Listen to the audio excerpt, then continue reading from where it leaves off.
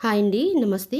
ఈ masala sweet corn కోసం ముందుగా ఒక గిన్నె పెట్టుకొని 2 గ్లాసులు వాటర్ బాయిల్ చేసుకోవాలండి. వాటర్ బాయిల్ అవుతూ ఉండగా ఇలా హోల్స్ ఉన్న గిన్నెను పెట్టుకొని ఇందులో 2 కప్పుల దాకా స్వీట్ కార్న్‌ని యాడ్ చేసుకోవాలి. దీన్ని ఒక 5 మినిట్స్ పాటు మూత పెట్టి ఉడికించుకోవాలండి. మధ్యలో ఒకసారి కలుపుకొని మరొక 5 నిమిషాల పాటు ఉడికించుకోవాలి.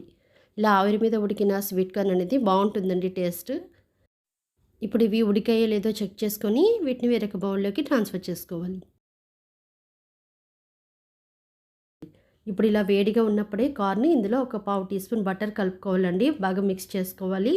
ఇప్పుడు ఇందులో ఒక పావు టీ స్పూన్ మిరియాల పొడి, అలాగే ఒక పావు teaspoon chaat masala, half teaspoon కారం, చిటికెడు సాల్ట్, ఒక పావు టీ స్పూన్ నిమ్మరసం అండి.